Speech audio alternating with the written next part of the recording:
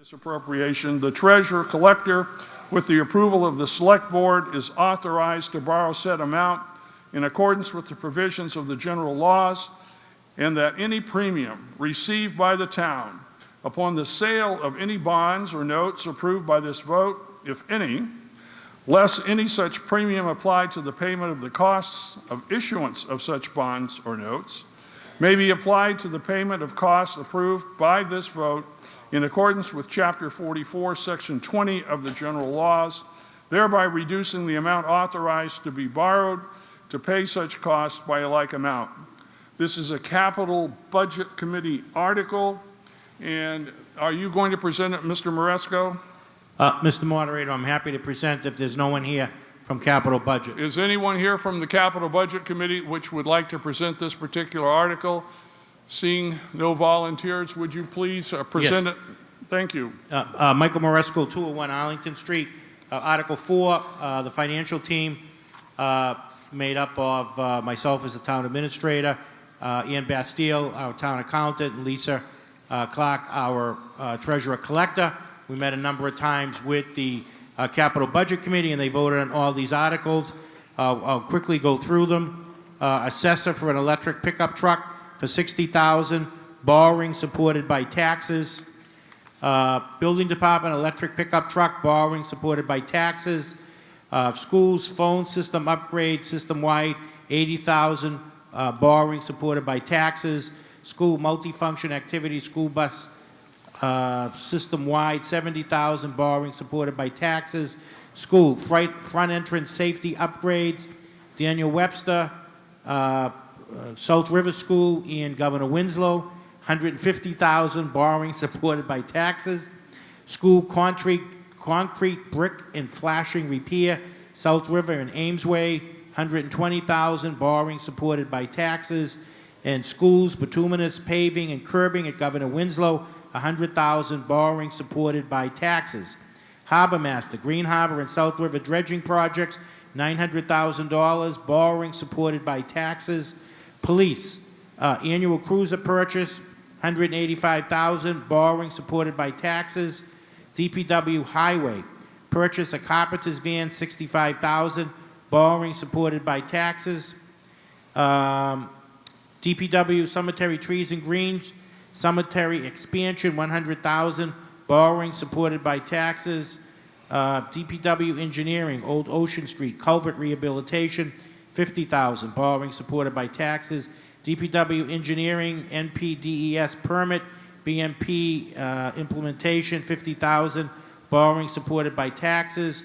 Wastewater, NPDES permit compliance, $100,000, retained earnings.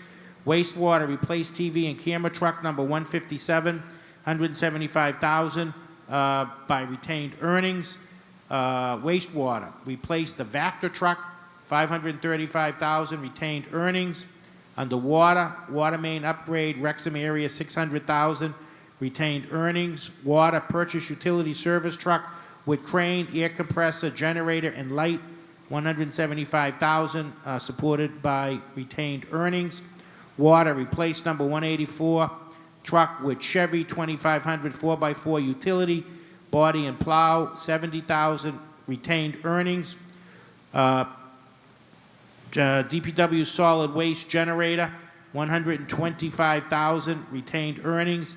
DPW solid waste, replace loader, replace with tree truck, $200,000, retained earnings.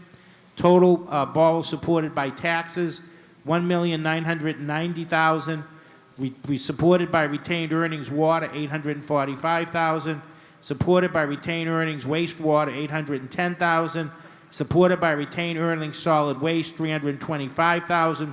Total expenditure, $3,970,000. Thank you very much. I'd like to hear now from the advisory board, Mr. D. Cristofaro. Paul De Cristofaro, 9 George Street.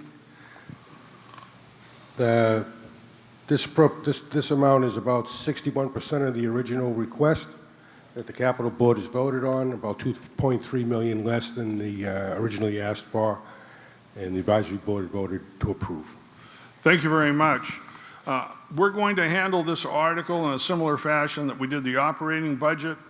You'll see, if you look under the column that says funding source, only where you see an entry there, whether it's either borrowing supported by taxes, retained earnings, and I guess those are the two.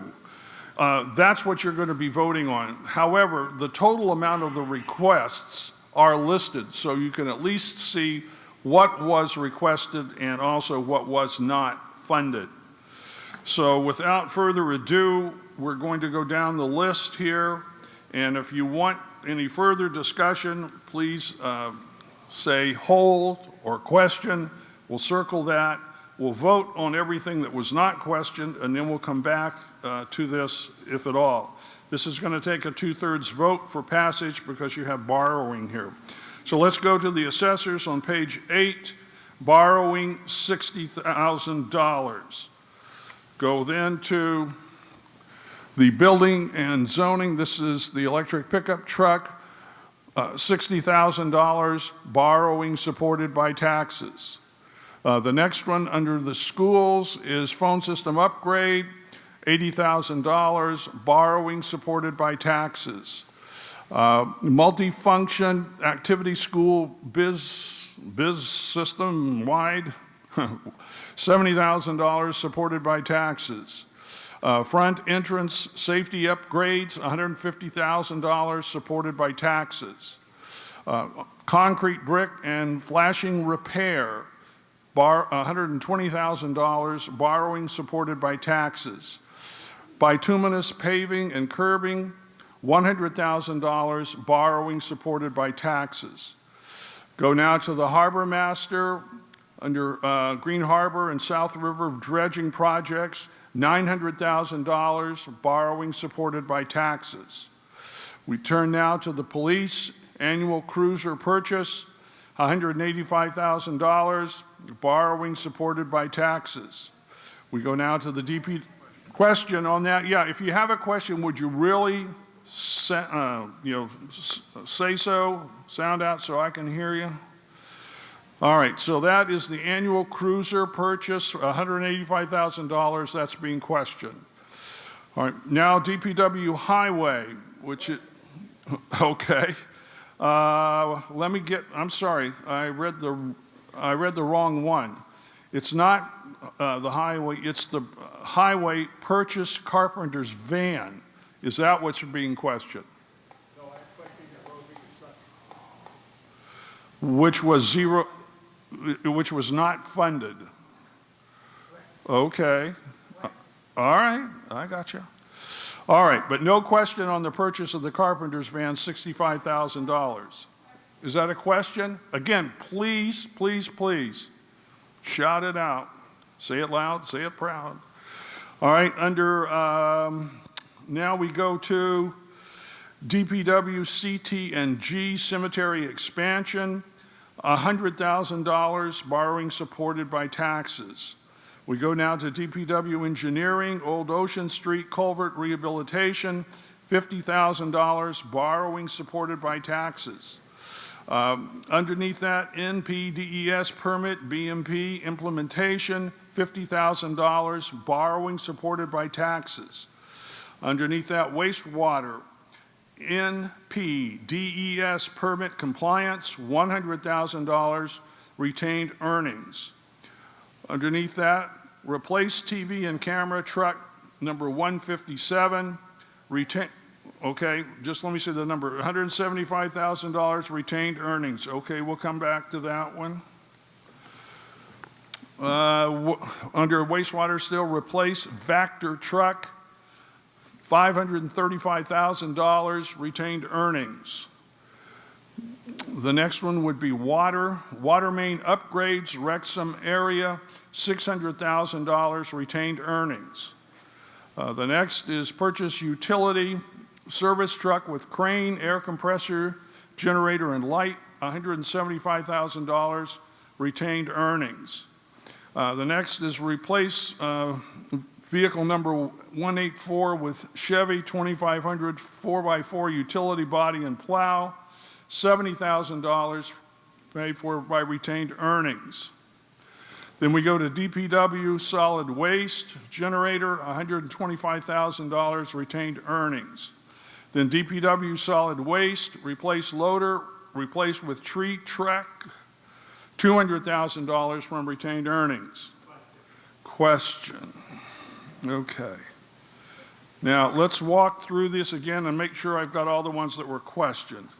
The only ones I have that were questioned were the police annual cruiser purchase, $185,000, the DPW highway road construction, $300,000, the DPW purchase carpenter's van, $65,000, the DPW engineering wastewater, replace TV and camera truck number 157, $175,000. And then DPW solid waste, replace loader, replace with tree truck, $200,000. Those are the only ones that were questioned. So we're now going to vote on the other capital expenditures here. Again, this takes a 2/3 vote for passage. All in favor, raise your hand. All is opposed. Clearly passes by more than 2/3. So let's go then to the first matter that was questioned. That is police, $185,000 annual cruiser purchased. Who questioned that? We have the chief here and someone from the floor. Name and address, please. My name is Martin Filardi. I live at 70 Damons Point Road. All right. You wish to question this? Yes. Please. I have the utmost respect for the police department. I think it's the best in the area. I do have a question about the cruiser purchase. Are they gasoline, hybrid, or electric? All right, you're going to direct your questions to me. I'm sorry. And I'll determine if they need to answer. So ask your question again. So I have a question about the fuel for the cruisers. Are they gasoline, hybrid, or electric? Can you answer that question, Chief? Yes, I can. Would you Phil Tavares, Police Chief. So right now we have one hybrid. A detective is using it. It has approximately 3,000 miles on it, and so it's electric and gas. It's been back to the factory twice, and it only has 3,000 miles on it. So we have some concerns with it right now. But part of this purchase, out of the vehicles we're going to purchase with this, if voted yes, will be a line patrol car, which means that'll be one that'll be operating 24 hours a day, 7 days a week, 365 days a year, and we're going to see how that works. Right now, there are no electric vehicles that are pursuit rated, so there aren't any we could use for regular emergency operations. All right. But we are, definitely, we know the wave of the future, we know the mandates that are in place. We'd welcome a committee or insight. We've worked with other people on the police building in regards to green energy, and we're open to that. But right now, the concerns are with the hybrid. We've purchased one. It's primarily driven 8 hours a day. So we're going to purchase another one that will be driven 24 hours a day, 7 days a week, 365 days a year. And as things progress and the technology gets better, we're hopeful that at some point we could make a full transformation over to everything that either hybrid or electric if they come out with pursuit-rated vehicles. All right. Thank you, Chief. Did I answer your question, sir? Yes. Can All I right. make a statement? You are. You are on the clock. Am I on the clock? She is. You are now. You have 139 Okay. seconds and going down. I see it. Thank you. You're welcome. I would like to point out that the Hingham Police Department has purchased 7 pursuit vehicles, and that the state of Massachusetts has purchased 161 Ford Interceptor cruisers that are hybrid. Correct. Not electric, hybrid. Correct. Right, they're hybrid. Yes. Hingham has saved $17,300 in gasoline in 6 months Okay. on those vehicles. And the state is using them for pursuits. So it is an option that I think we should all be aware of. It's the future. We need to do it to save on carbon. Thank you very much. Could I just respond to that for a minute? Yes, briefly. Yes, briefly. Thank you. And I agree with you. The only thing with the well, full electric vehicles, you'd have to purchase more than one because you'd have to take them out of service to charge. The hybrid vehicles, we've just had a bad experience with one. That's why we're trying out another one, and our hope is to move forward with what you discussed. We're all about it. Any further questions or statement? No, I do have one other statement. The towns of Topfield, Ipswich, and Beverly have purchased Tesla Model 3s for police cruisers that are actually faster than most cars, that are very reliable. I just want to, you probably know that. I want the town to know it, that it's an option. If it were, and Don, could I respond to that? Yes, briefly, please. If it were an administrative vehicle, as opposed to an emergency response vehicle, meaning one that maybe I drive, an electric vehicle would be an option because it wouldn't necessarily, I wouldn't have, they're not pursuit rated. I'm not hopefully ever having to chase anyone. All right. Any further questions or comments, sir? No. All right, thank you very much. Thank you. All right. I have no further questions with respect to that. The next line item that was questioned, I'm sorry, well, let's please get up to the mic as quickly as you can. Would you have your name and address, please? Yana Lambert, 25 Liberty Road. Thank So I wasn't totally clear whether these cruisers will be hybrid that we're approving right now. And again, as Martin stated, you know, the, what is it, the Ford Intercept? Interceptor, okay, hybrid, is being used as a frontline vehicle. They purchased 161 of them last year, and their annual purchase is about 200 vehicles a year for that purpose, for frontline vehicles. So they think it's doable, and I would just like to know what are we voting on? And You are voting on $185,000. is it for a hybrid? I think he made that clear.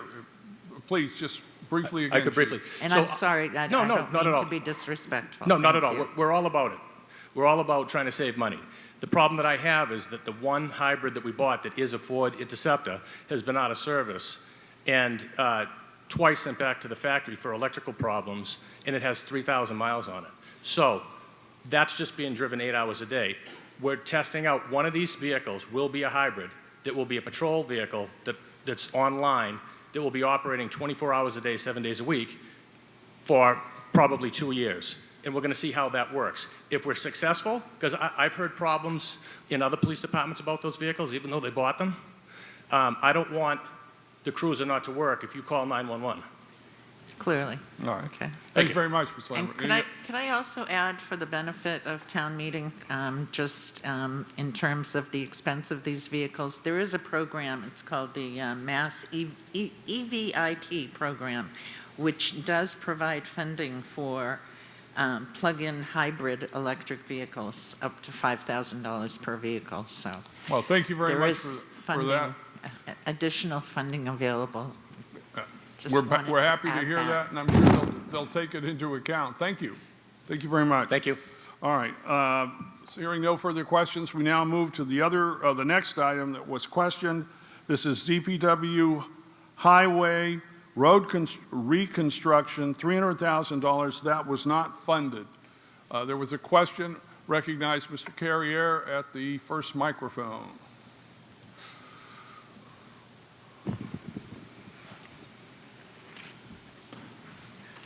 The reason I questioned this article... Name and address, I'm please. sorry, David Carrier, 34 Outlook Road. The reason we're questioning this article is this leaves us with no funding for local roadways where, you know, it's more cost-effective to utilize our own staff or our local contractors. And it leaves us no funding for the repairs to private ways under emergency circumstances. And under Marshfield Code 250-4, the Department of Public Works may, subject to appropriation at the annual town meeting, make temporary repairs on a private way subject to the following. So without appropriation, we cannot go in and grade the unpaved private roads, you know, even under emergency circumstances, we lack the funding. We've always had this article in the past. Last year, we were down to 100,000 total for roadways, and currently, we only have 4,000 of that left. So we are in dire straits for that. Mass highway funding has to be used on accepted roads, and you also are using a contractor who is DOT certified by Mass DOT, and therefore typically more expensive than if we have a local contractor. So I would move to amend this article for at least $100,000 on roads. I prefer to see 300. But requested. your amendment is to fund, at least put a funding of $100,000. And what is the source of your funding? I believe, as I recall from the presentation at the beginning of the meeting earlier, that we would have approximately, if everything was voted tonight, as written, about $925,000 in free cash. I would propose the $100,000 come from free cash. All right, let me see if, check with town council. Is this acceptable, legal? What? We usually allow an amendment of an increase of up to 10%. But right now it's zero. No, 10% of the whole article. It was on the warrant. Right. Funded. Right. The request is less than 10%, so I think you can do it at 100,000. Oh, I see. Just one moment. Doesn't do any good if it's not legal, so we have to be very careful here.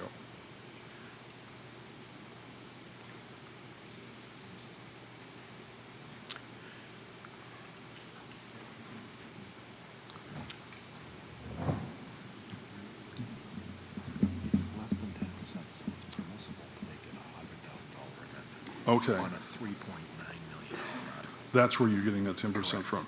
All right. Because it's one article. And he said from free cash. Is that right? Okay. All right, Mr. Carrier, I have been told that your amendment is acceptable. It is in order. I don't know that there's necessary any further discussion that needs to be made with respect to it. You are from the board, and it would benefit the Department of Public Works. So let me ask you this, from the floor, is there any further discussion with respect to the amendment? Seeing none? Seeing none? Or Mr. Shaughnessy, do you, all right. Recognize a gentleman at the first microphone.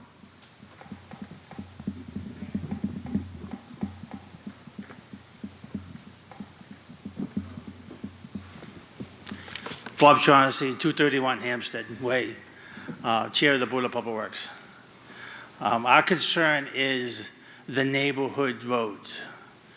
Without any funding, we can't repair any neighborhood roads, especially those roads that are dirt roads that we need to level off in the spring and the fall after winter and storms during the summer. I urge town meeting to allow some funding for the neighborhoods. All right, thank you very much. That's why I stand up to talk about this. Thank you very much, Mr. Shaughnessy. All right, so what we're going to be voting on is the amendment. I'll call it the Carrier amendment. So in that column, it's going to say $100,000. And to the right of that, the funding source is going to be free cash. Don, quick question. Over here. Who is I wanted to speak to the amendment. We had the joint advisory board selectmen's meeting. I was curious. I know the DPW was there. Why didn't they bring it up at that point? We could have had discussion on it then versus right now. I know, but we're here now, Mr. Scollins. Does the advisory board, are you in favor of the amendment or opposed? Would be opposed to the amendment. All right. Our advisory board is opposed to the amendment. And I assume what you're saying is the grounds that this could have been discussed earlier at an earlier time? That's correct. All right. Okay, so the advisory board is opposed. Does the select board wish to express an opinion with respect to the Carrier amendment?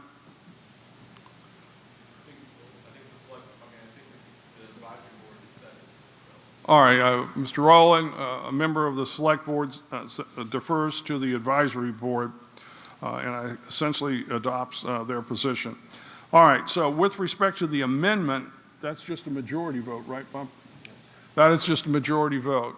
So all in favor of the Carrier amendment, of $100,000 from free cash, raise your right hand. All those opposed? It clearly passes by more than a majority. All right, so it's now $100,000 to be taken from free cash. Were there any other questions with respect to this particular item? At the rear microphone, Mr. Kelly. Eric Kelly, Pizza Path. I would like to hear from the advisory board why this has been not a part of the budget, especially when hearing from Mr. Carrier that it's usually an annual thing that is passed all the time. Well, I'm sure they had their reasons, but it's in the budget now, and I think that would be something you could direct to them at an advisory board meeting. And Well, they I mean, have been- we're here at the town Excuse me. meeting. I think Your question's out of order, Mr. Kelly. Thank you.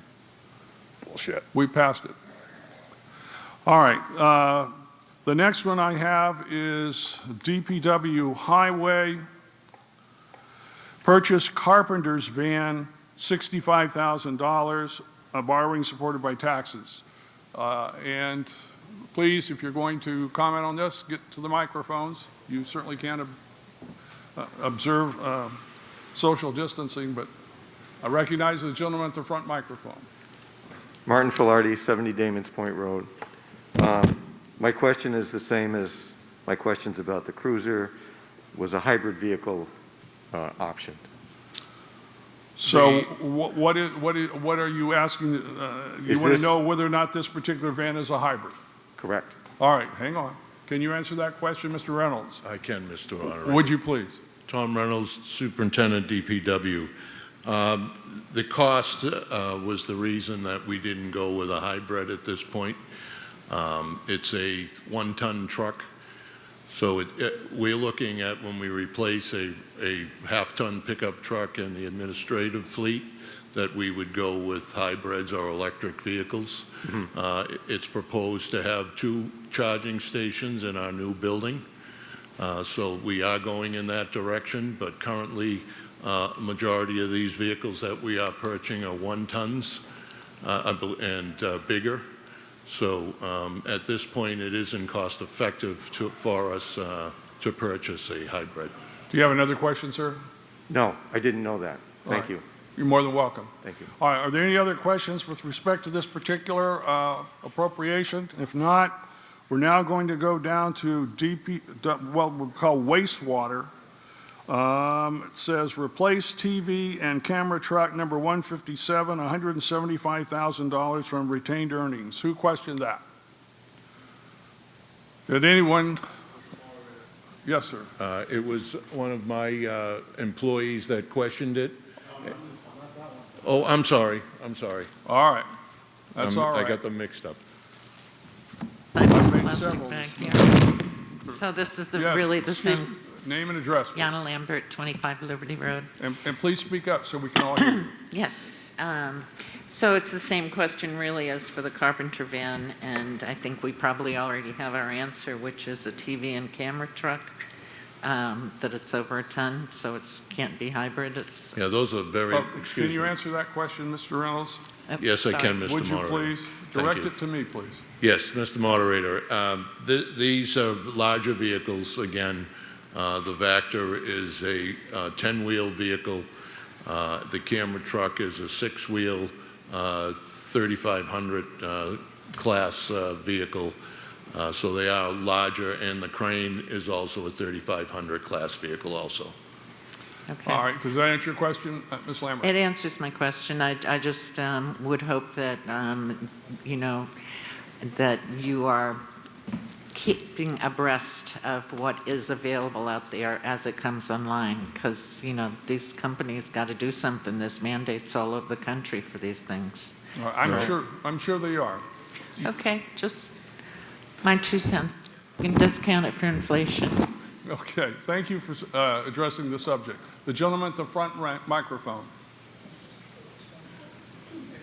Robert Tice, I live on Webster Street. I've been a plow driver for over 20 years. If you stick a plow on a truck when it's 15 degrees out, you're not going to be able to push snow around if it's an electric vehicle. It's just not going to happen. It's like when you try to start your car when it's 10 degrees out. And that's you're going to get 4 hours out of plowing, and then you're going to have to go back and plug it in. and no one's going to be able to take the place because there's going to be a line of trucks getting plugged in. It makes no sense. Not in this part of the country. Thank you very much, sir, for your comments. All right, any other questions, please? If there are questions on this, please get to the microphone now. If not, we're going to move on to the last item that was questioned, DPW solid waste, replace loader, replace with tree truck, $200,000 retained earnings. What was the question?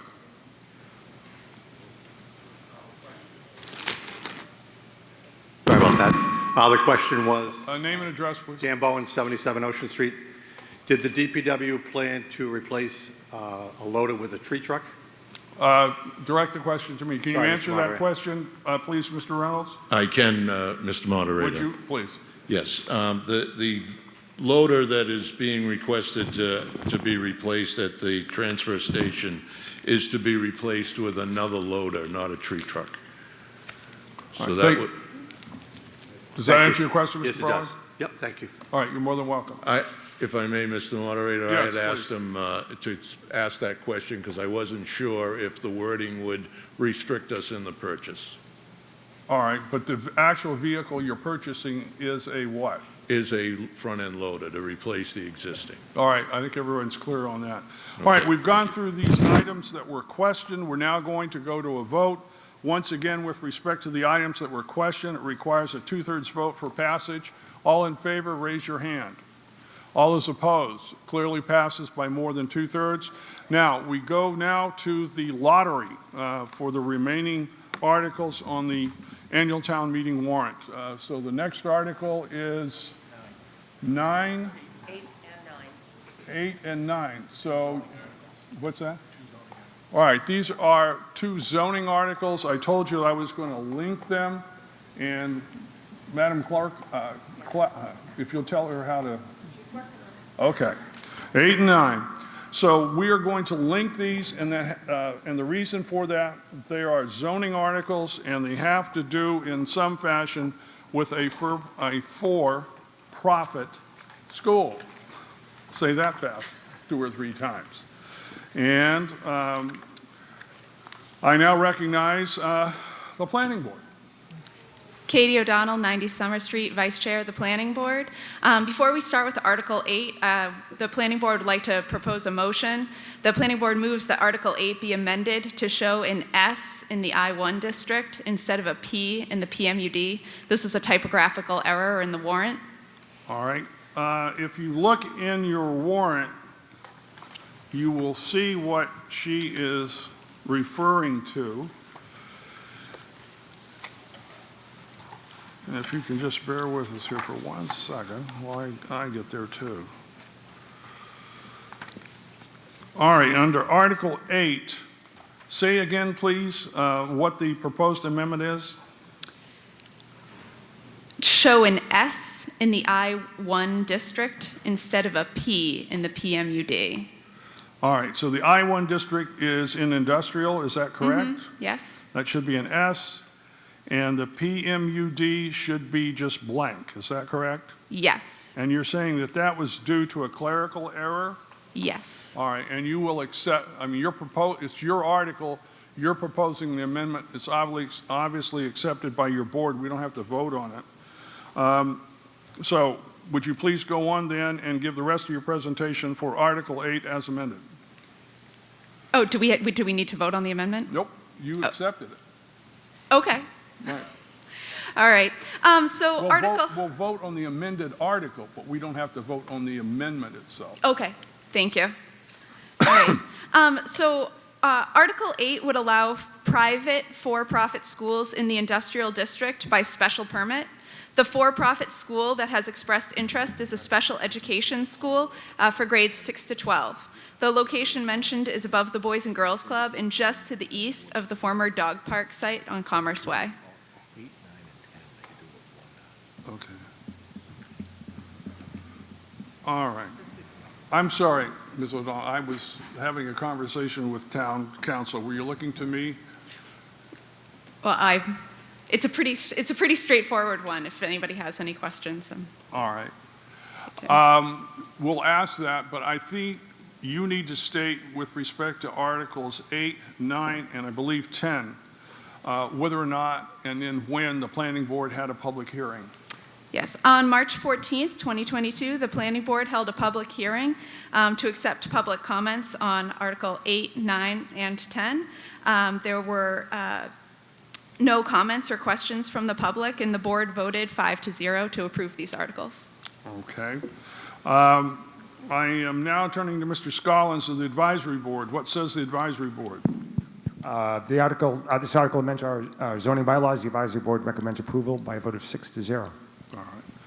And the Select Board, I am told, is unanimous in its support of this article. It requires 2/3 for passage. I see no one at either microphone from the floor, so we're going to go directly to a vote. Voting then on Article 8 as amended. All in favor, raise your hand. All those opposed. It clearly passes by more than 2/3. We turn now to Article 9, with which that was linked. And let me read it again. The Planning Board moves that the town vote to amend the Marshfield Town Code, Chapter 305, Zoning Bylaws, Article 305-5.04, Table of Use, by adding a new subsection in parentheses 4 under Community Facilities, Child Care Facilities, and in parentheses Mass General Laws, Chapter 40A, Section 9C, and renumbering the uses in the Table of Use as written under Article 9 of the April 25, 2022 Annual Town Meeting Warrant. I recognize the Planning Board. This article would allow the Marshfield Zoning Code to comply with the state law MGL Chapter 40, Section 3, which says a community cannot prohibit or require a special permit for a child care facility, and Section 9C, which defines what is a child care facility. The site mentioned for this possible use is above the Boys and Girls Club at the corner of Proprietors Drive and Commerce Way. All right. Is this article being amended? It is not. All right, so as I read it to you, go now to the Advisory Board. Mr. Scollins. Advisory Board recommends approval of this article by a vote of 6-0. I am told that the Select Board was unanimous in support of this article. I turn to the floor. Seeing no one at either microphone, passage of this requires a 2/3 vote. All those in favor, raise your hand. All those opposed, it clearly passes. Thank you very much. Thank you. Ms. O'Donnell. All right, next up is Article 12. And on deck, 14. Article 14 is on deck. Now, you're going to recall with respect to Article 12 that the first 4 motions in Article 12 were passed as part of the consent agenda for the annual town meeting. At this time, I would recognize the Elder Cantwell. Better looking too, thank you though. All right, I'll article, let me get here.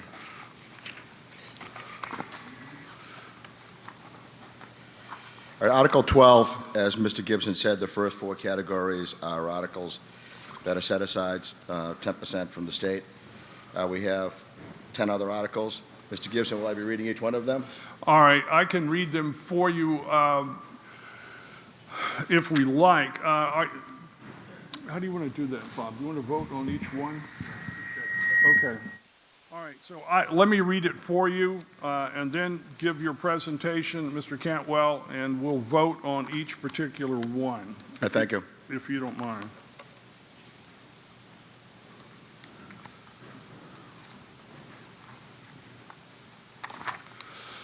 All right. Motion number 5. The Community Preservation Committee moves that the town vote to appropriate the sum of $22,000 from the fiscal year 2023 Community Preservation Fund Historic Resources Reserves to fund the cost of restoring 7 windows at the Daniel Webster Estate. Said funds to be expended under the direction of the Community Preservation Committee. I recognize Mr. Cantwell. All right, this article, as Mr. Gibson said, with 7 windows, the Daniel Webster Estate will be restored to their historic relevance. All right. Do they have to say that they're... Turn to the advisory board on this particular article. Paul Christopher, Advisory Board voted to approve this item. All right, the select board is in unanimous support of the article. It requires passage by a majority vote. I see one gentleman approaching the front microphone. Would you please use your baggie? Thank you.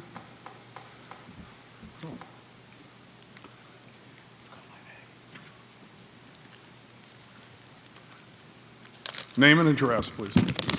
Steve Lynch, 50 Central Street. Mr. Moderator, do we have, can we get a running total on how much money we have spent on this building over the last 25 years?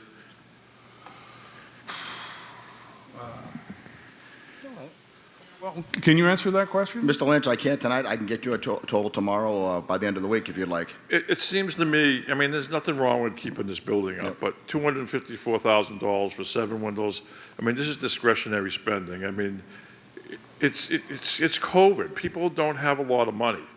You can't find something else to spend this money on that is a little bit more important than windows that a minor piece of the population sees on a building we probably spent $10 million on already. All right, hang on just a moment, Mr. Lynch. All right, it should be motion number 5 up. I can't see these because they're up to my right. The motion that I read calls for an appropriation of $22,000. Right, 22,000. All right, motion number 5.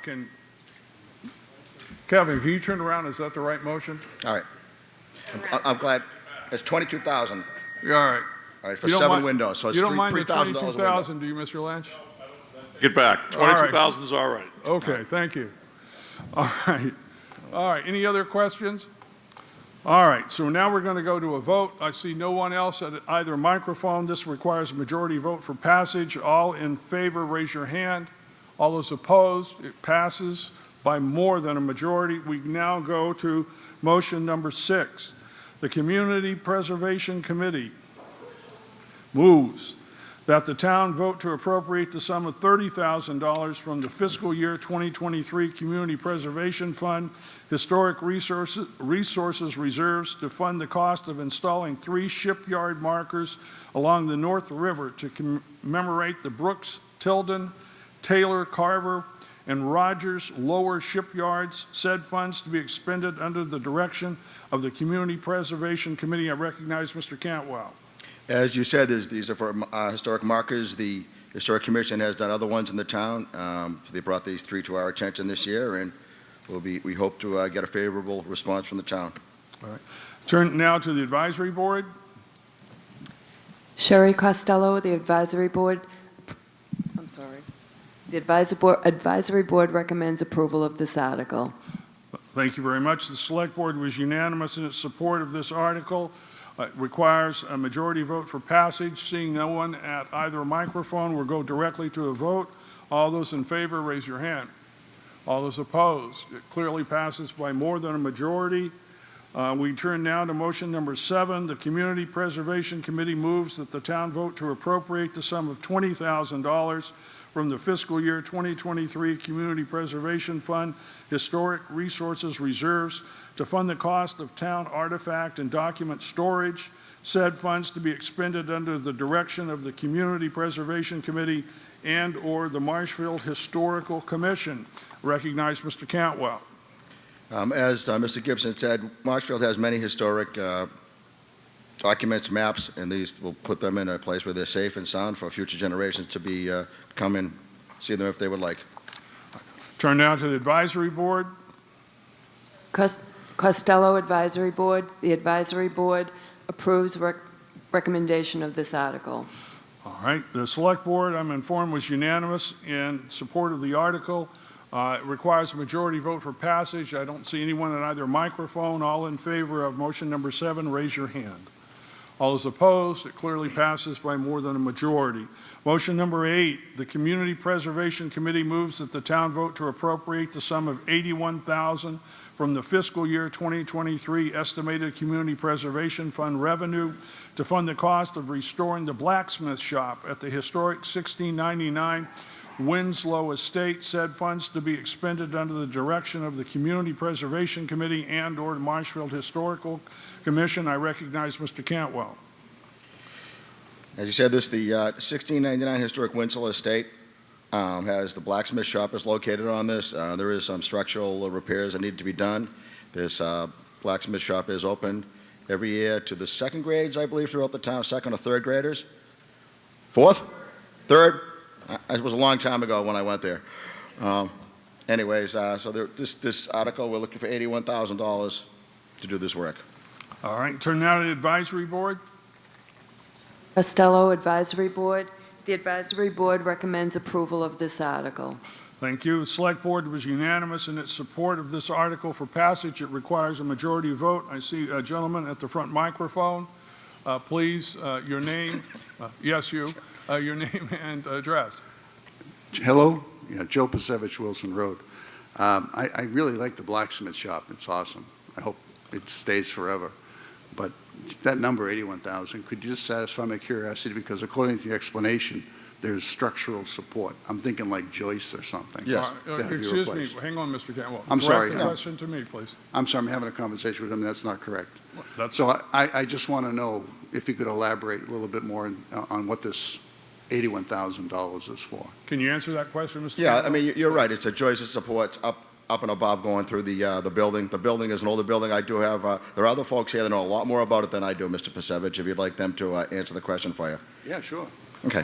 Is there anyone else who would like to respond to that question?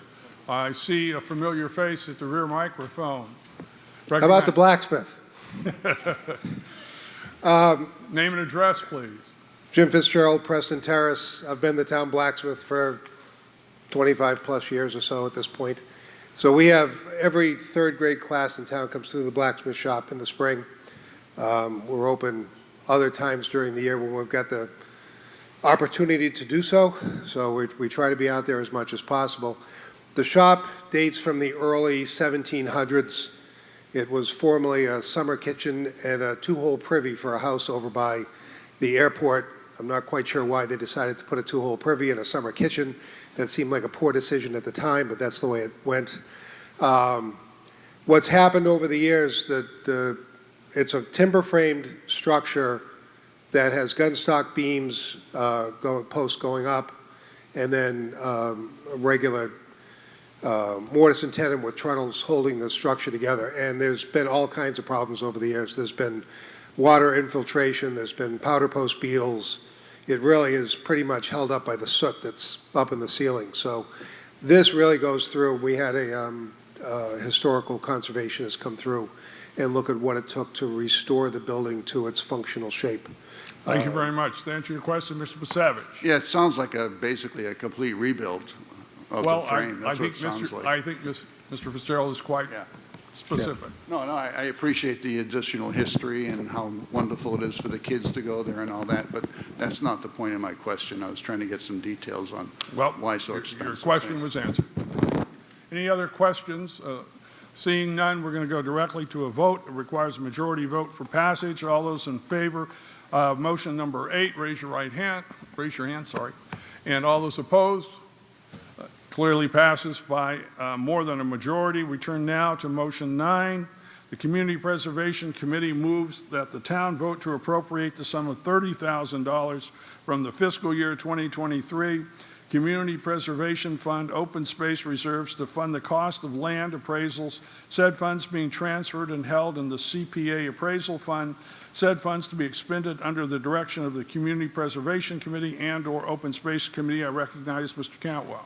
As the explanation says, the appraisal fund allows for the quick and confidential appraisals for potential land acquisitions by the town. Open spaces, residents come to open space looking for possible to possibly have the town purchase the property, and we need to do appraisals in order to have anything purchased by the town. So this allows the town to have the money in a bank, so that way they don't have to come to town meeting each year and ask for $2,000 here, $3,000 there. All right, may I hear from the advisory board, Ms. Costello? Sherry Costello Advisory Board. The advisory board recommends approval of this article. All right, the select board was unanimous in its support of this article. Passage requires a majority vote. I don't see anyone at either microphone will go directly to that vote. All those in favor of motion number 9, raise your hand. All those opposed? It clearly passes by more than a majority. Motion number 10. The Community Preservation Committee moves that the town vote to appropriate the sum of $103,000 from the fiscal year 2023 Community Preservation Fund, open space reserves to fund the cost of improvements to town-owned trails, including improvements to control vehicle access at parking areas through gates, adding benches, signage, and footbridges to improve user access. Said funds to be expended under the direction of the Community Preservation Committee and/or Recreation Trails Committee. Recognize Mr. Cantwell. Yes, the Recreation Trails Committee had come to the CPC looking for this funding to improve parking, adding some footbridges, also some bollards so that cars can't get up onto the bridle path in other areas in the town. If there's specific questions, I see Steve here, so someone from Recreational Trails can answer the specific questions if there are any. All right, turn now to the advisory board. Ms. Costello. Costello Advisory Board. The Advisory Board recommends approval of this article. The select board was unanimous in its vote to support the article. It requires a majority vote for passage. I don't see anyone at a microphone. All those in favor, raise your hand. All those opposed, it clearly passes. On now to motion 11. The Community Preservation Committee moves that the town vote to appropriate the sum of $75,000 from the fiscal year 2023 Community Preservation Fund open space reserves to fund the cost of lighting at the town's new multi-sport courts on town-owned land next to the Marshfield Boys and Girls Club. Said funds to be expended under the direction of the Community Preservation Committee and/or Recreation Commission. I recognize Mr. Cantwell. Yes, this article is for $75,000. Last year, we appropriated funds for the multi-use course at the Boys and Girls Club. Initially, the lighting was in there as an alternate. The pricing came in much higher, so they did the courts. They came back and we're asking for $75,000, where these courts can be used by residents at night. All right. Turn now to the advisory board. Ms. Costello. Sherry Costello Advisory Board. The Advisory Board recommends approval of this article. The select board was unanimous in its support of this article.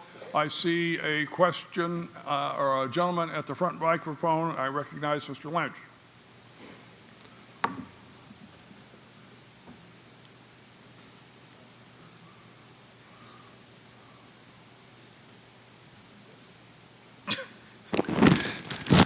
Moderator, Steve Lynch, 50 Central Street. So could you ask Kevin if it's LED lighting that we're putting up? What type of lighting are we putting up? Can you answer that question for me, please? Night lights. Oh, it's LED standard lighting for the courts, like it was down at Peter Igo and other courts. Hang on just a moment. The question was it LED lighting? Is it? I mean, I'm not specific. I don't have the specifics. I can. It is LED lighting. I don't know the specific brand. But it's LED. All right. Is there anyone here that could answer that question? No, it is LED lighting. LED. It is. Okay. I mean, I don't know what specifics you're looking for, Stephen. Is the federal government reimbursing some of this? All right. Can you answer that question, Mr. Cantwell? I don't know. Ask Uncle Joe. All right. Well, for instance, I just built. I don't know. For instance, Mr. Moderator, I just built a new garage, right? And because I was over 95% lighting, the federal government reimbursed me 75% of all the lights in my new garage. So I'm sure we can get the same program here. Well, certainly, I'm sure they will explore it. We'll look into it, Steve. We'll look into it. All right. Thank you very much for bringing that to our attention. Any other questions? All right. Seeing none, we're going to go directly to a vote. It requires majority vote for passage. All right. All those in favor of motion 11, raise your hand. All those opposed? Clearly passes by more than a majority. And we turn now to motion 12. The Board of Public Works moves that the town vote upon the recommendation of the Community Preservation Committee to appropriate the sum of $130,000 from the fiscal year 2023 Community Preservation Fund open space reserves to fund the cost of capital improvements to town playgrounds and ball fields. Said funds to be expended under the direction of the Community Preservation Committee and/or DPW Superintendent. Recognize Mr. Cantwell. Yes. Each year, the CPC gives community preservation funds for capital improvements related to the town ball fields and playgrounds. The Governor Winslow School first parking area is the last school playground to receive funding. It's an old playground. It's probably been there since the beginning of the school, so that's being replaced and improved. At Rockwood, they're going to be adding shade shelters, walkway, AD walkway, flag poles, and also in there's a camera study including purchase and installation. There's a lot of CPC-funded locations, including Rockwood, do not have cameras. We have had damage to Rockwood and other places where CPC has paid for funds, so we will be looking to put cameras on those locations. All right. Does the DPW wish to be heard? Mr. Reynolds? All right, well, it was a joint, it says under the DPW superintendent and/or the Community Preservation Committee. I just wanted to give you an opportunity to be heard if you wanted it.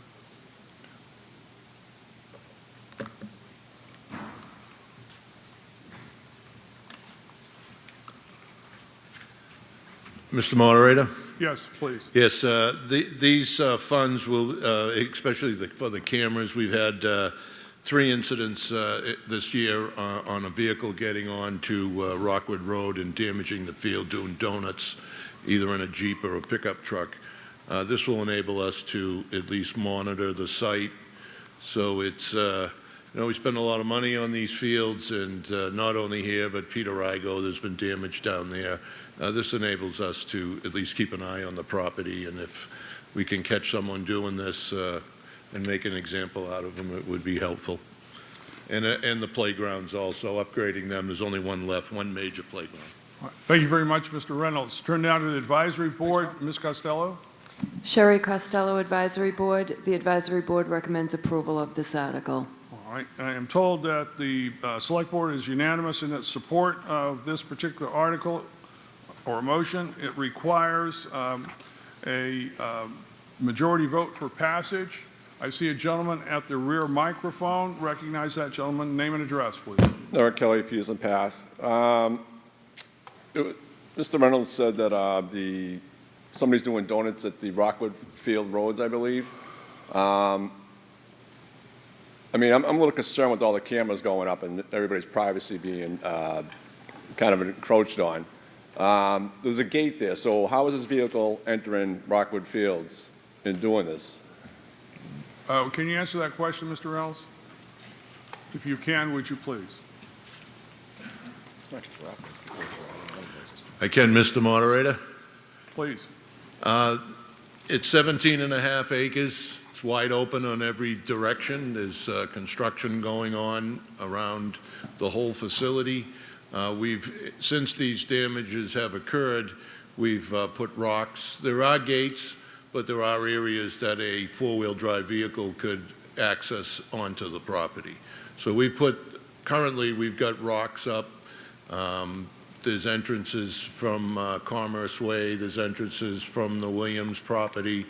There's entrances from the vacant property beside us on Rockwood Road. So we've tried to get as many boulders up around. We built berms to try to deter these vehicles, but I think having cameras, not only for vehicles, but for any damage that could occur, vandalism or anything by someone just walking into the park.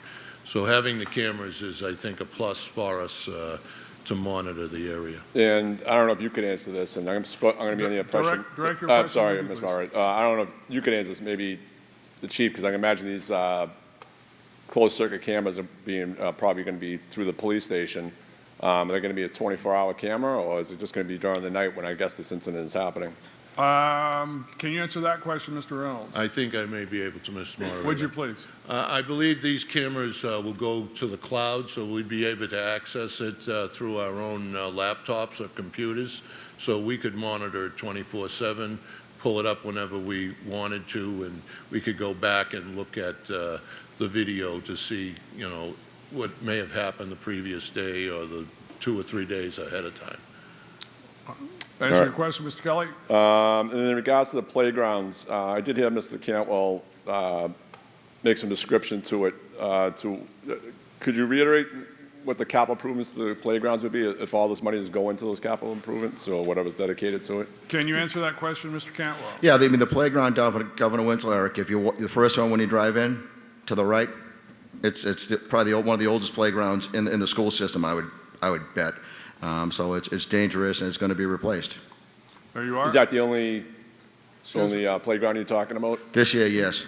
We have replaced we replaced all the other school playgrounds already. I would just like to put into consideration whoever's doing the work is that there was a parent that reached out to me in regards to their child that has a disability, and they used one of those, I think, gate trainers to traverse one of the school grounds, and the child has a hard time doing it in one certain location. But if you're doing this playground over, could you see if a beach mat would work for a child that has to use a wheelchair or one of these gate trainers to access different areas of the playground? All right. Thank you. Okay, I'm sure that they will take into account. Thank you. the Need to make it handicap accessible. All right, seeing no more questions, we're now going to go to a vote on motion number 12. It requires a majority vote for passage. All those in favor, raise your hand. All those opposed, it clearly passes. Motion number 13. The Marshfield Agricultural Commission moves that the town vote upon the recommendation of the Community Preservation Committee to appropriate the sum of $24,500 from the fiscal year 2023 Community Preservation Fund open space reserves to fund the cost of capital improvements to the community gardens at Coast Guard Hill. Said funds to be expended under the direction of the Community Preservation Committee and/or Agricultural Commission. Recognize Mr. Cantwell. All right, as folks are aware, we did appropriate funds, I think, 2 years ago for the community gardens at Coast Guard Hill. They have had issues with deer and other animals getting at the gardens, so they want to put up some fencing, gates, and posts, and also have a storage shed for generators and other equipment over there. Recognize Ms. Costello from the Advisory Board. Paul DeCristofaro. I'm sorry, Advisory Mr. Board. Christopher, my mistake.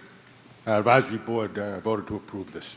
Thank you. The Select Board was unanimous in support of this motion. Requires a majority vote for passage. Seeing no one at the microphones, all in favor, raise your hand. All those opposed, it clearly passes by more than a majority. We turn now to motion 14. The Select Board moves that the town vote upon the recommendation of the Community Preservation Committee to appropriate the sum of $22,000 from the fiscal year 2023 Community Preservation Fund open space reserves to fund the cost of survey and engineering costs to improve beach access at Winslow Street Extension. Said funds to be expended under the direction of the Community Preservation Committee and/or Town Administrator. Recognize Mr. Cantwell. All right, as Mr. Gibson said, these $22,000 is for design, surveying, and engineering costs to improve the access to Winslow Extension. For folks that have been down there, the slope is pretty steep, and there's some other, we need to widen it and do some other work. So this is the first phase to get those costs. We'll be coming back for more money probably next spring, I would assume. All right, turn now to the Advisory Board. Paul DeCristofaro, Advisory Board approved this as well. That's a path that's pretty ruddy. Access to it right now is difficult for small children, wagons, and so forth. Thank you very much, Mr. Cristofaro. Select Board was unanimous in its support of this motion. Requires passage by a majority vote. Seeing no one at either microphone, we'll go directly to a vote. All in favor, raise your hand. All those opposed, it clearly passes by more than a majority. We now turn to motion 15.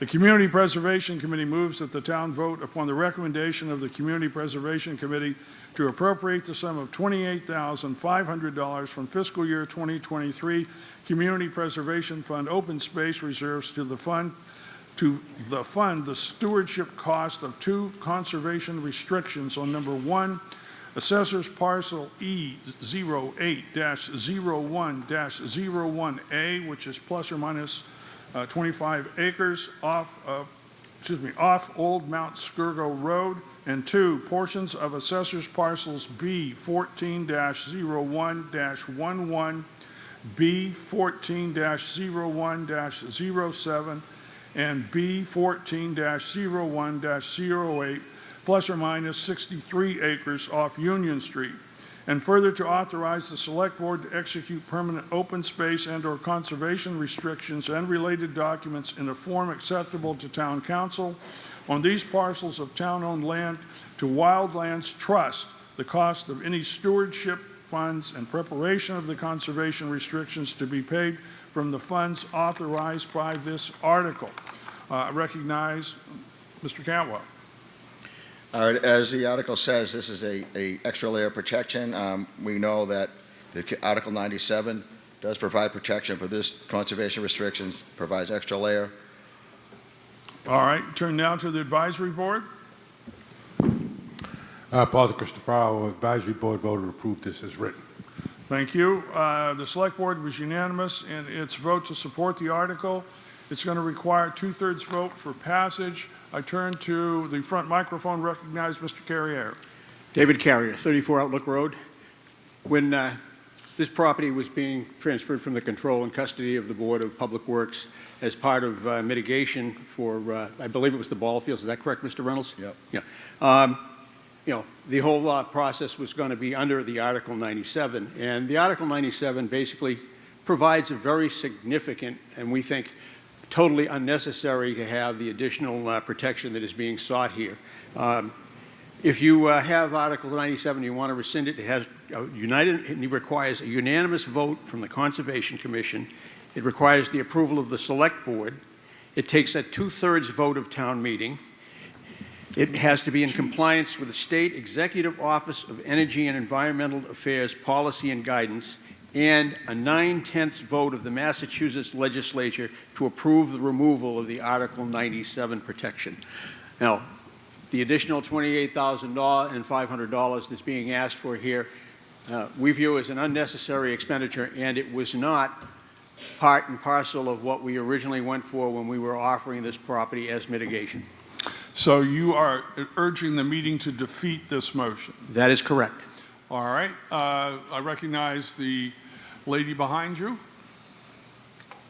You want me to answer?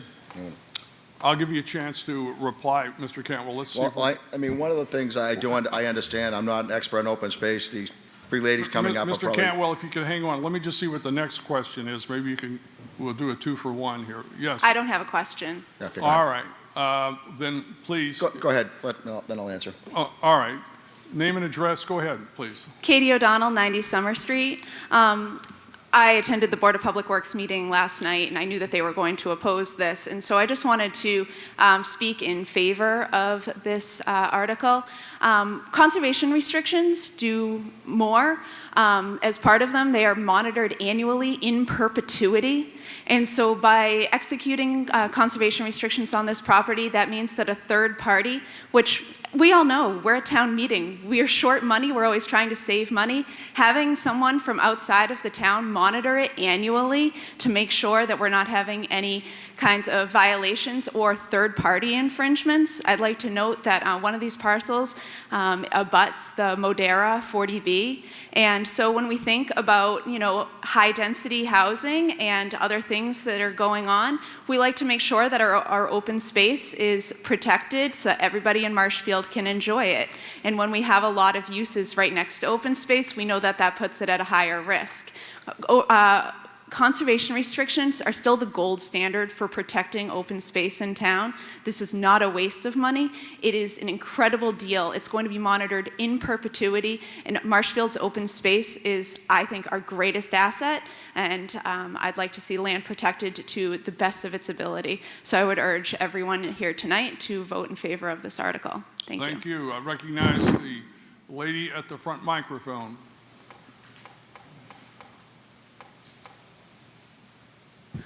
My name is Susan Karen, 205 Riverside Circle. I am the chair of the Open Space Committee. And please speak up. Oh, I'm not. Okay, there I'm you sorry. go. Susan Karen, did you hear? 205 Riverside. I'm the chair of the Open Space Committee.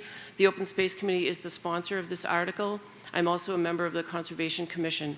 I do have to correct Mr. Carrier's statements that the original permits to build the Boys and Girls Club in the athletic fields did not call for conservation restrictions.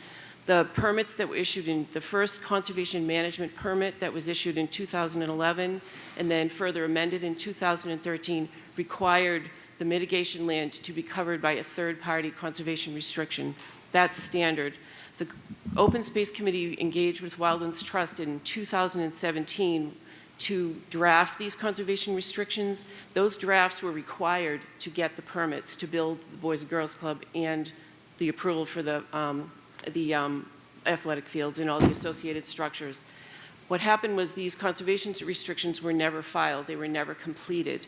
The Open Space Committee became aware of this only recently when these parcels were transferred from the care and custody of DPW to the Conservation Commission. That was the first time anybody knew that these conservation restrictions were not filed. Since then, the state has said that they will accept Chapter 97, but it's our feeling that this is mitigation land.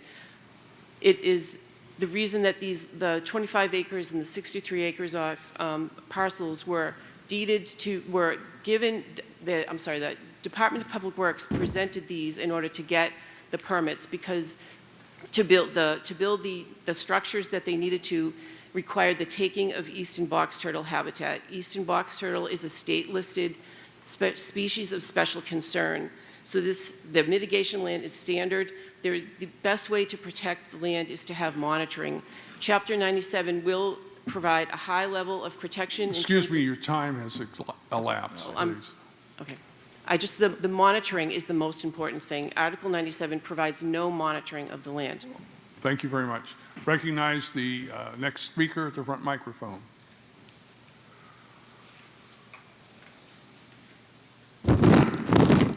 Craig Hannafin, 1317 Union Street. I am the chair of the Conservation Commission, and I want to note that the commission voted unanimously in favor of putting conservation restrictions on both of these parcels. In the case of the Couch Beach Union Street parcel, we are ensuring that we will have final review of any draft of these CRs to ensure that the traditional and historic camping and recreation use will remain unchanged there. Thank you very much for that information. Recognize the gentleman at the front microphone.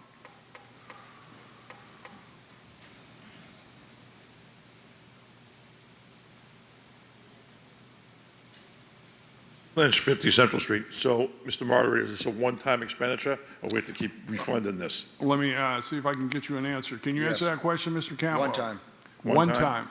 And exactly how is the money going to be spent? What are the people going to do for us, specifically with the 28.5? Do you know? Can you answer that question, Mr. Cantwell? I can. If they Would do you please? annual monitoring, they'll go out there annually and just make sure people, as one of the prior speakers said, aren't encroaching on the properties. Make sure they're not dumping stuff or.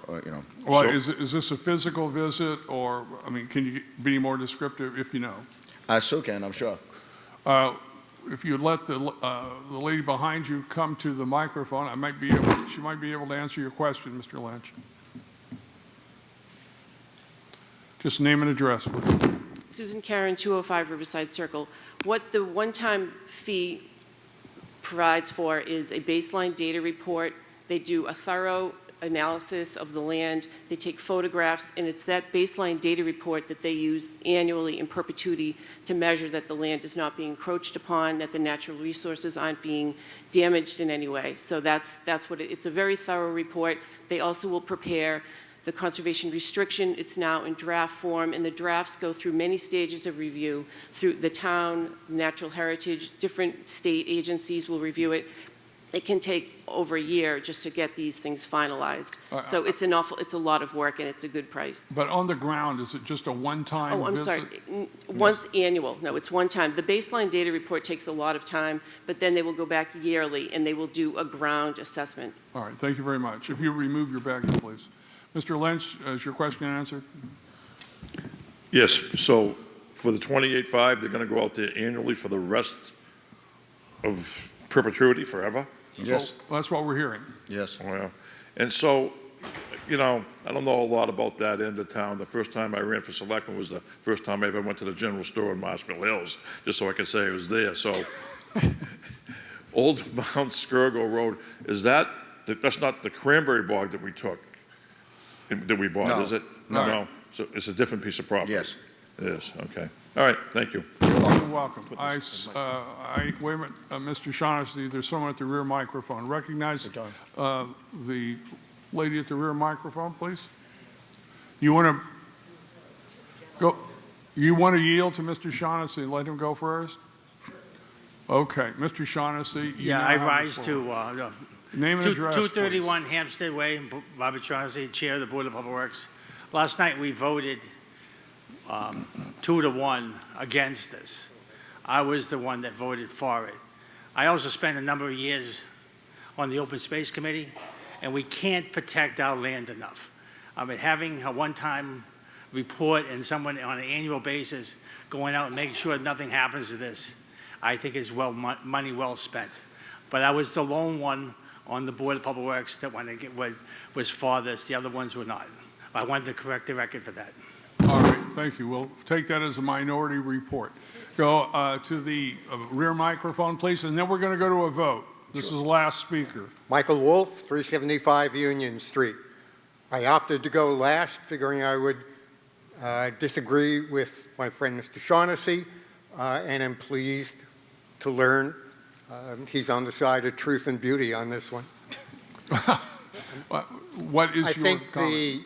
I'm speaking in favor of the motion, and I speak as someone who lives very near to town land that's covered by a CR, and someone who has put a conservation restriction on our own land.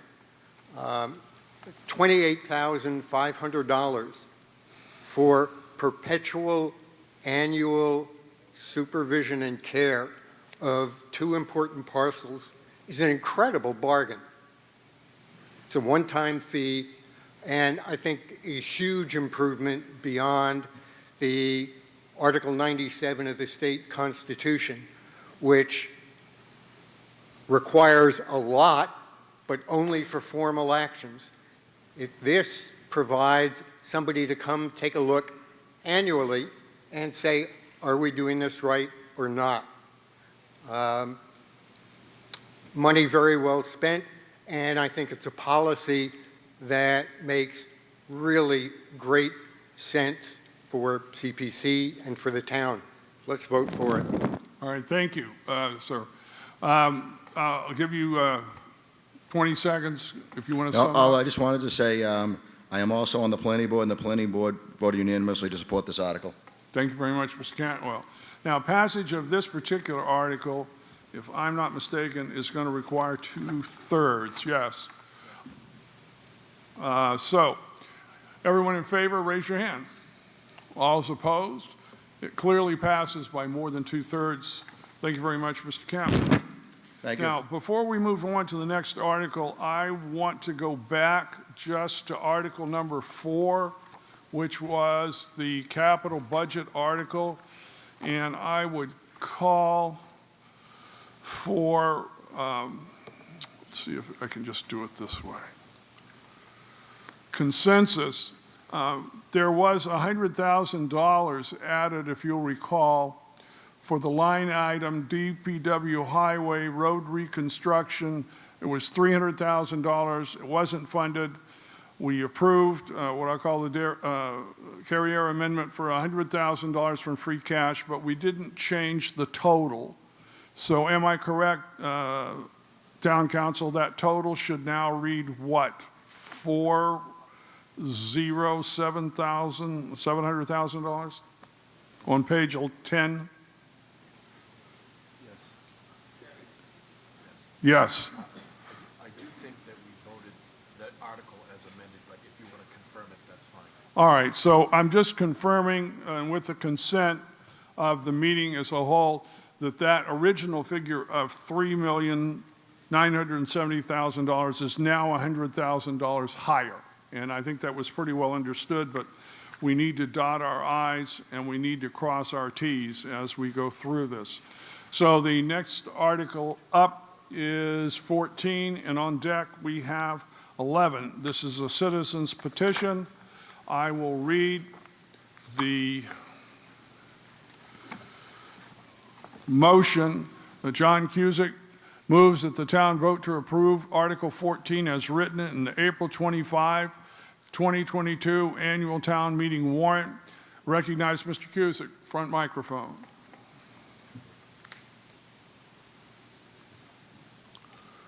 Okay, thank you, Mr. Moderator. Yeah, please speak up, sir, so we can hear you, or bring that to you. Yeah, thanks.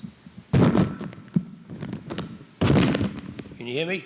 Yes, better. Thank you. Up until this season, the snow plowing by the enterprise fund employees was paid for by your water, sewer, and trash fees. And that's gone on for many years. We've been trying to straighten that out.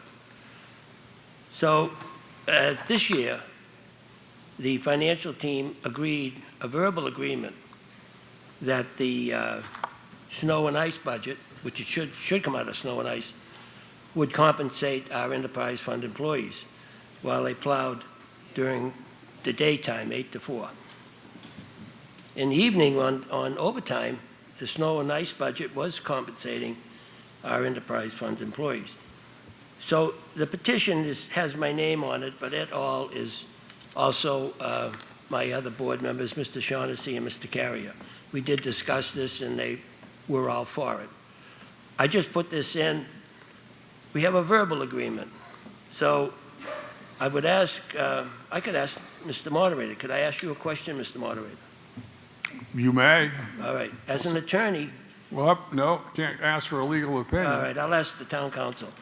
As an attorney, is it better to have an agreement in writing than have an agreement verbally? That's all I'm asking for, is that.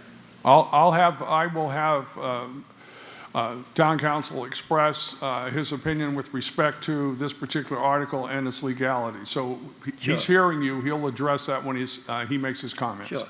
So what I'm asking, and my other board members are asking the same thing, is that when the enterprise fund employees plow the roads during straight time, 8 to 4, that they're compensated by the snow and ice budget. Right now, the financial team agrees to that verbally. We just want to see it in writing. That's all right. Thank you very much, that's Mr. pretty straightforward. Thank you very much, Mr. Cusick. Advisory Board, may I hear from Mr. Scollins? Thank you. Upon talking to town council, we're not sure if this article is legal, and perhaps he will address that. We think it could be a logistical nightmare for expense report purposes. We believe our current billing system works fine. The advisory board does not recommend approval of this article by a vote of 6-0. All right. At this point, I would tell you that the select board did not take a vote with respect to this article. I now call upon town council Robert Galvin to express his opinion as to the legality of the particular article and to answer Mr. Cusick's question, if he can. Certainly. Robert Galvin, Town Council. The major problem I have with this article is completely inappropriate for town meeting, which is the legislative body of the town, to dictate what the executive body should be doing with respect to how money is spent. You can authorize money to be spent, but you can't tell the Board of Public Works, and you cannot tell the Select Board how to spend its money at town meeting. So this article is not legal. The other thing I think it's important to correct is we don't have enterprise employees. We have Marshfield employees. And this is a repeating theme that I've had probably since I started. We don't have two different groups of people here. We only have one group of people. They're all Marshfield employees. They all get paid by tax money or revenue generated by the town. So as far as I'm concerned, this is not a legal article. Town meeting should not approve it. If you do approve it, it will not be enforceable. All right, and do you want to comment on his question? Is it better to have something in writing as opposed to oral? No, doesn't care to comment. All right. Okay, going now to the floor. I'm sorry, did you wish Mr. Gibson, I suspect Mr. Cusick knew the answer to that when he asked it. Of course it's better to have something in writing, but it's inappropriate for town meeting to dictate how money is spent via a policy that's determined by the executive branch of government. All right. So before we go to the next, I see 3 people up. If there's anybody else that wants to address this, get in line now, because these will be the last 3 people from the floor that I'll recognize. I do want you to know that as a member of the Massachusetts Moderators Association, I am instructed or told that the town meeting can go ahead and vote on an article that is unlawful and cannot be enforced. I don't have the authority to prevent you from doing that, but it is with the knowledge, and you need to take into account the comments of town council as to the ultimate outcome of your vote. I will now recognize at the front microphone Mr. Carrier. Before I speak, I'd like to have Mr. Cusick have an opportunity to rebut if he wants to. Yeah, he will get it. He'll sum up at the end. Okay. Dave Carrier, 34 Outlook Road, Vice Chair of the Board of Public Works. We do support this. There's a couple of items I'd like to put forth to town meetings so they can be informed on this vote. The last snowstorm, when we were allowed to actually have snow and ice pay the straight time services of the enterprise employees that were out plowing, it amounted to $6,363 and some change. For the total hours, when you use a $25.78 hourly rate, which is kind of an average rate, that means there's about 246 hours that were generated. If we had to use our cheapest option for a plower on a contract to the town, it would amount to over $20,400 for those same services, those 246 hours. I do take a little bit of exception to the statement from town council. You can 1040 and deduct your tax money, but you can't do it for your fees to the enterprise divisions. So money that should be in the general fund should be there, so you can deduct it on the tax base.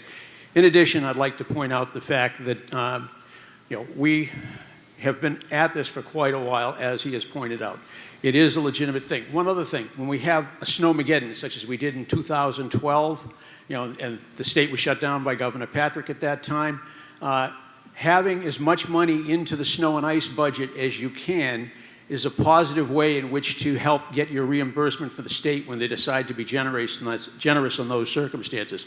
That's why I believe we should support this article, and when straight time is involved with plowing by the enterprise division, it should come out of snow and ice. Thank you very much, Carrier. I'm going to go to the rear microphone. I'll come back to the front microphone, and those will conclude the comments from the floor. Recognize Mr. Kelly at rear microphone. All right, Eric Kelly, Peterson Path.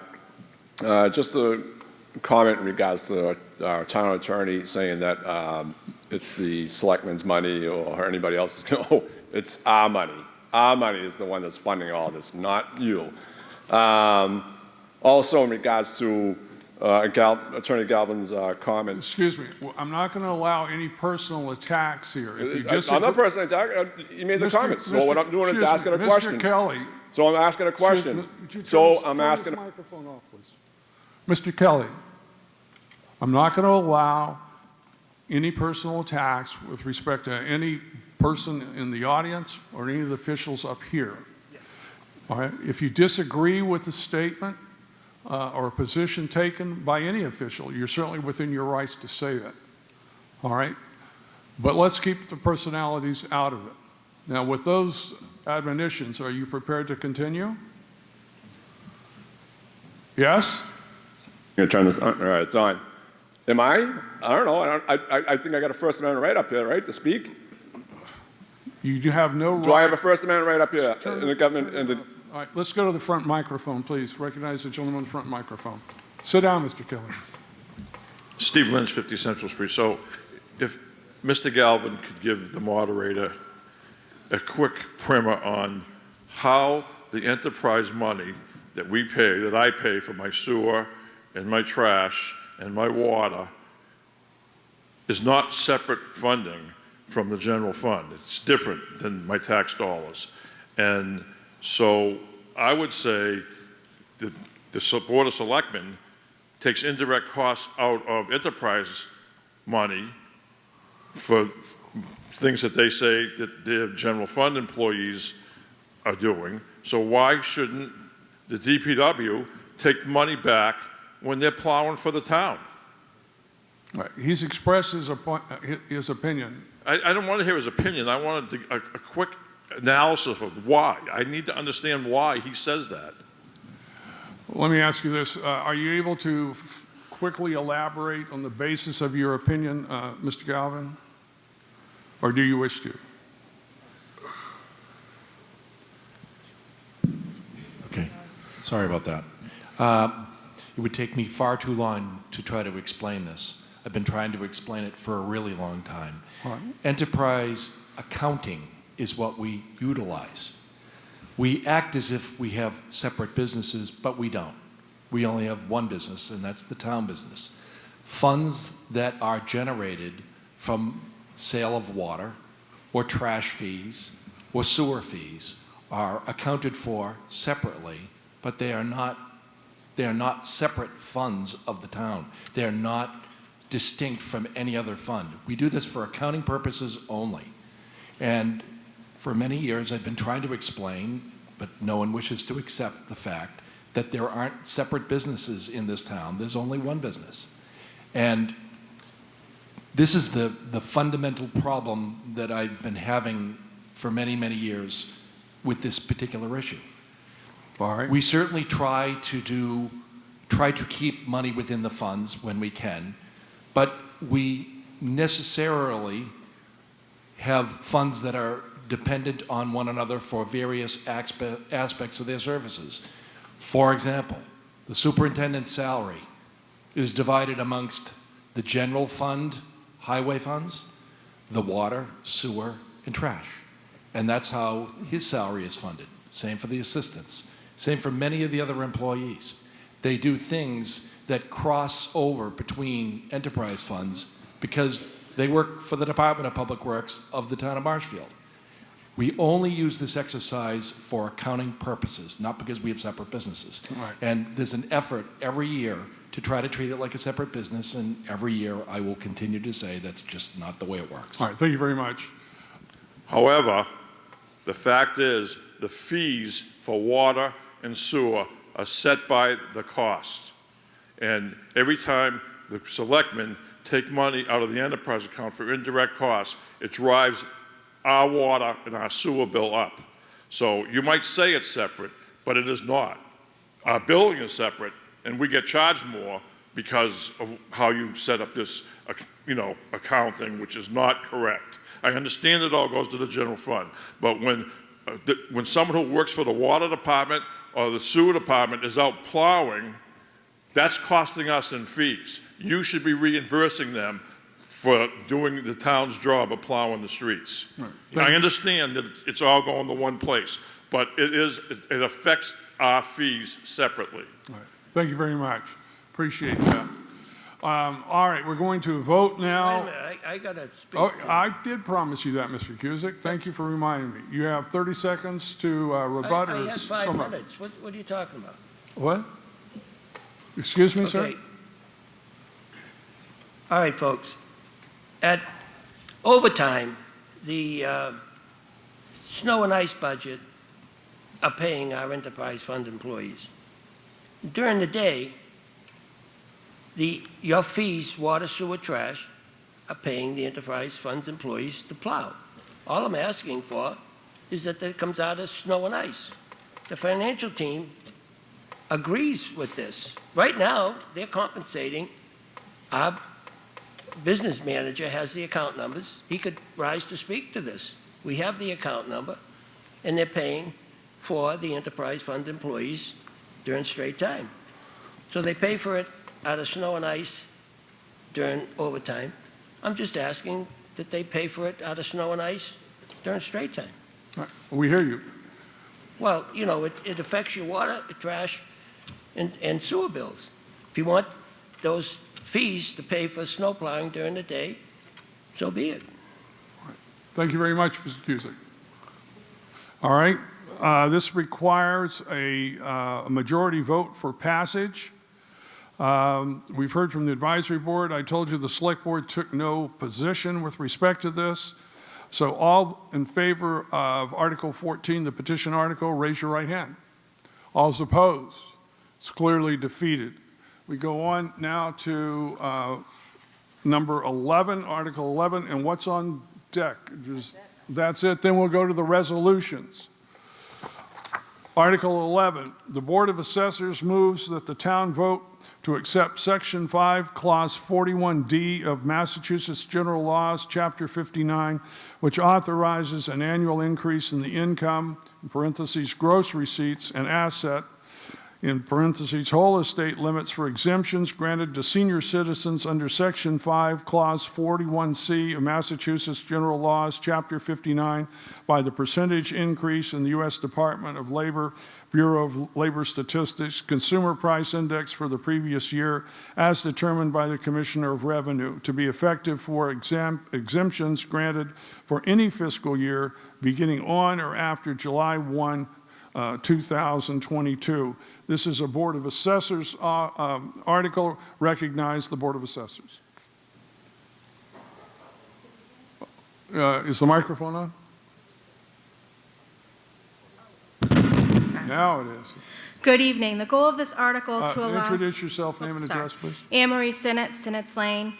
The goal of this article is to allow more seniors to qualify for the $1,000 senior property tax exemption to help those who do qualify not lose any further eligibility on the grounds of rising inflation. The adoption of Clause 41D will allow the town to increase the income and asset criteria yearly for the senior property tax exemption for Clause 41C. The qualification criteria for Clause 41C includes age, owner occupancy, income, and assets.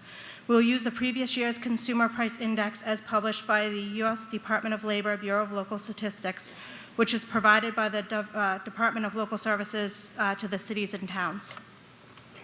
All right, thank you very much. Go to now the Advisory Board, Mr. Scollins. Great, thank you. Tom Scollins, Advisory Board. This article allows for an increase in the income criteria for the senior exemption. The Advisory Board recommends approval by a vote of 6-0. The Select Board voted unanimously to support this article. It requires a majority vote for passage. Let's go to the floor. I recognize the gentleman at the rear microphone. Eric Kelly, Peace and Path. What is the age that they consider someone a senior to be to qualify for this? All right, direct your questions to me. Can you answer that, Ms. Sinnott? Yes, I can. Would you please? 65. Thank you.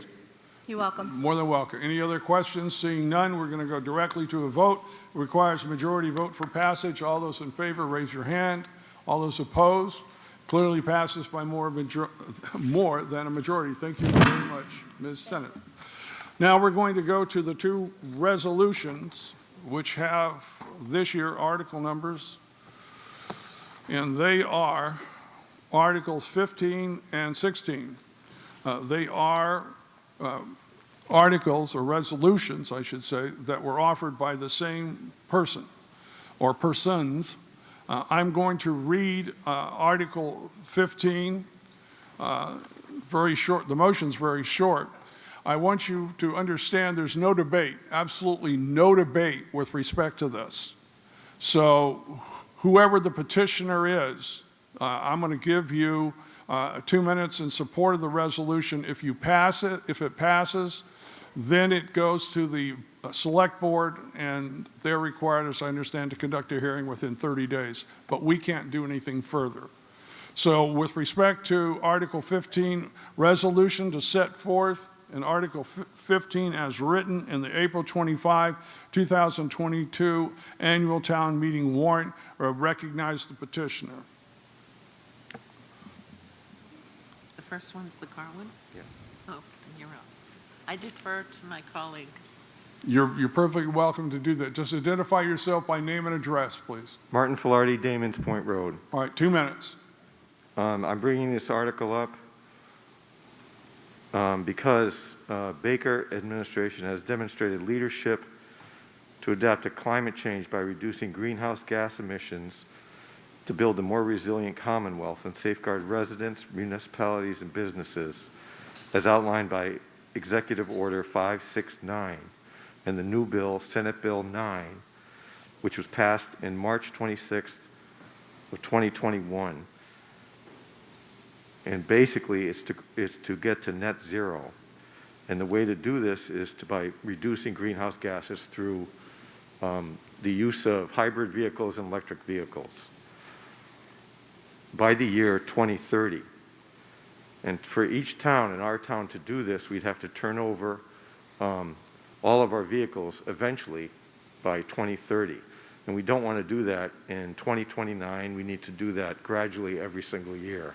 Otherwise, we'd have a huge expense in 2030. So the bill is for the town to consider using hybrid vehicles or electric vehicles if they are available and practical for each particular case to reduce greenhouse gas emissions by 2030.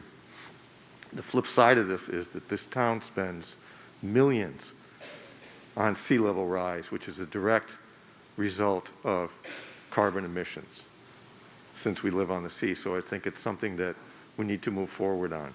I realize that I'm sensitive to the fact that we are doing as much as we can. We have purchased many electric vehicles and we're moving forward, and this is a law to make it mandatory. All right, thank you very much, sir. Mr. Scollins, did the advisory board take a position with respect to this resolution? We did not. All right, I'm told that Mr. Maresco, the select board, did not take a vote with respect to this particular resolution. Is that correct? That is correct. All right, so we now go to a vote. Passage of the resolution requires a majority vote. All those in favor, raise your hand. All those opposed? It's clearly defeated. We go now to number 16. I'll read the motion. Again, this is a resolution. Resolution is set forth in Article 16 as written in the April 25, 2022 annual town meeting warrant. Recognize the lady at the front microphone for 2 minutes. Yana Lambert, 25. Oops.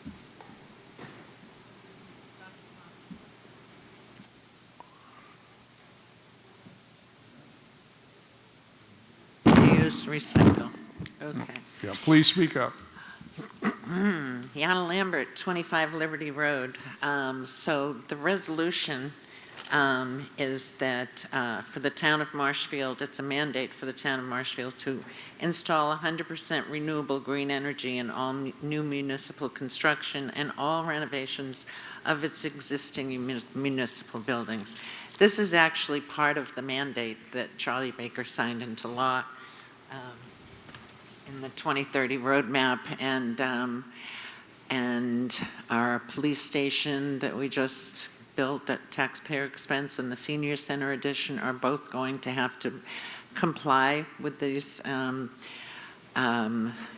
mandates for green energy for heating, cooling, and lighting before 2030. And so because that's going to be an additional expense for these buildings, and I don't know the current status of the DPW new building, so if that hasn't been built yet, this resolution would also cover that and would require that to be built with 100% renewable energy.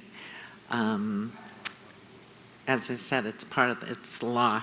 And I just wanted to quote NASA, which has this thing on global climate change, vital signs of the planet, that municipalities have been the most active level of government to fight climate change on a worldwide basis.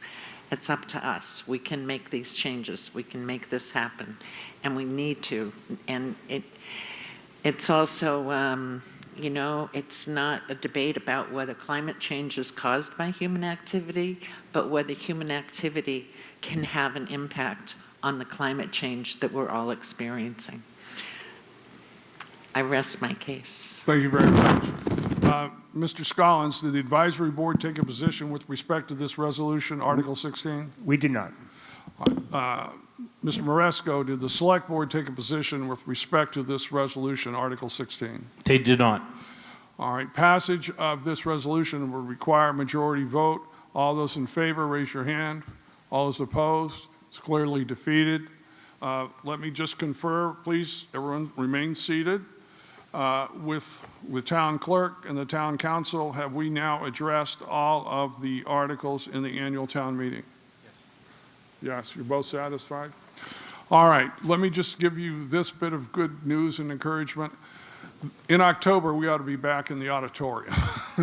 So I thank you for all of your cooperation throughout the course of the pandemic and what you've had to put up with to make this as safe as we possibly could under the circumstances. Seeing that there's no more business, I hereby declare that the business of the annual town meeting has been taken care of, and I hereby dissolve the meeting.